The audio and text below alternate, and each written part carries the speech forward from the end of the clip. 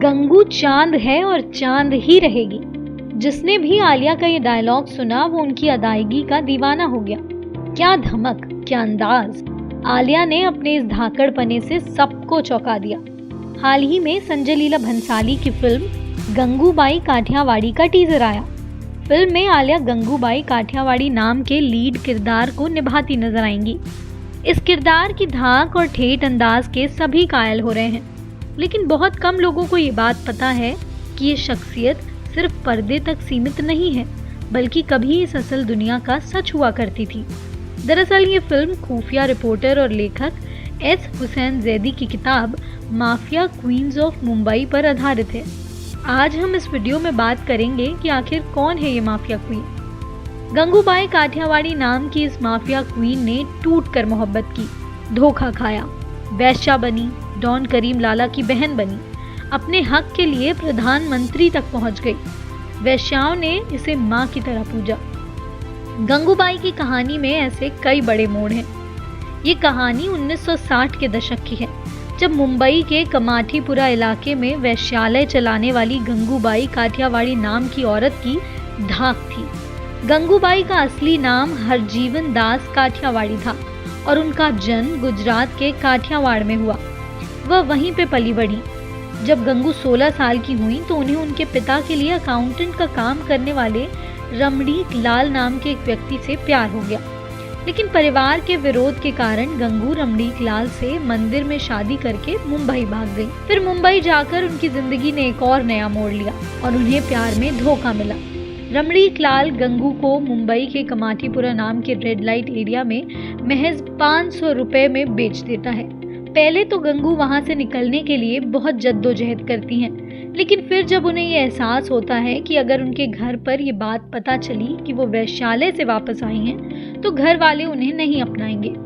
समय की मजबूरी और हालात को देखते हुए गंगू कमाठीपुरा में सेक्स वर्कर का काम करने लगती हैं। वहीं समय बीतता गया और गंगू कमाठीपुरा के कोठे की सबसे चर्चित सेक्स वर्करों की लिस्ट में शुमार हो गई। इस तरह वो गंगा से गंगूबाई मैडम बन गई। इसके बाद गंगूबाई कमाठीपुरा के घरेलू चुनाव में उतरी और जीत भी गई। सेक्स वर्कर से गंगूबाई सीधे गंगूबाई काठियावाड़ी बन गई। 1960 और 1970 के दशक में उनका काफी नाम पॉपुलर हो गया। वो अपनी सेक्स वर्कर के लिए मां बन गई। उन्होंने उन बेसहारा लड़कियों को वापस उनके घर भेजा जिन्हें जबरदस्ती वैश्यालय में बेचा गया था। वे हमेशा सेक्स वर्कर के मुद्दों को उठाती रहती थी। क्यों बनाया था अंडरवर्ल्ड डॉन ने गंगूबाई को बहन? हुआ यूं कि गंगूबाई का एक कस्टमर बिना उनकी इजाजत के उनके साथ सेक्स करता रहा और पैसे भी नहीं देता था।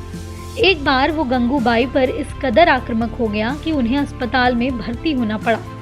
इसके बाद गंगू ने उस आदमी को सबक सिखाने की ठान ली। उन्होंने उस समय उस आदमी के बारे में जानकारी जुटाई और उन्हें पता चला कि वो माफिया डॉन करीम लाला के लिए काम करता है। 60 के दशक में कमाठीपुरा के इलाके में माफिया डॉन करीम लाला का सिक्का चलता था। वे इंसाफ मांगने करीम लाला के पास पहुंच गए, जिसके बाद करीम लाला ने उस गुंडे को सबक सिखाने के लेकर गंगूबाई से वादा किया।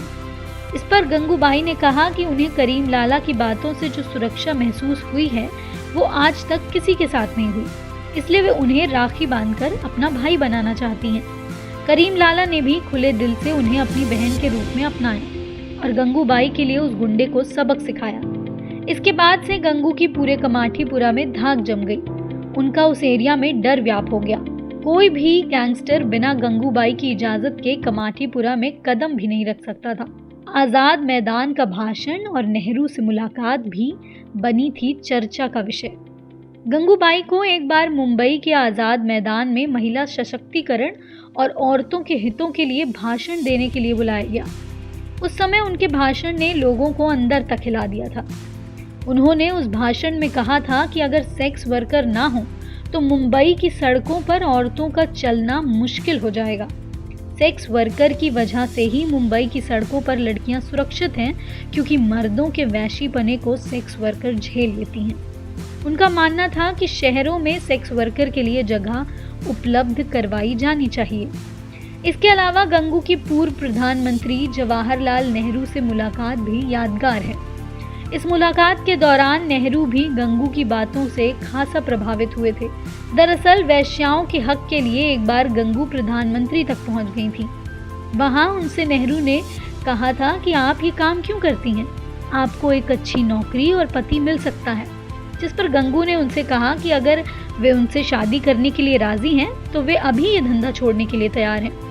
गंगू की इस बात का नेहरू के पास भी कोई जवाब नहीं था। तब उन्होंने नेहरू से कहा कि आप नाराज ना हो, मैंने सिर्फ ये अपना पक्ष साबित करने के लिए कहा। चीजें कहना आसान है लेकिन उन पर अमल करना मुश्किल। गंगूबाई काठियावाड़ी की कहानी में ऐसे और भी कई यादगार किस्से हैं जिन्हें आप 30 जुलाई को रुपहले पर्दे पर देख सकेंगे। ऐसी और तमाम खबरों के लिए बने रहें टाइम 8 कैपिटल के लिए। स्वर्णिम श्रीवास्तव की रिपोर्ट।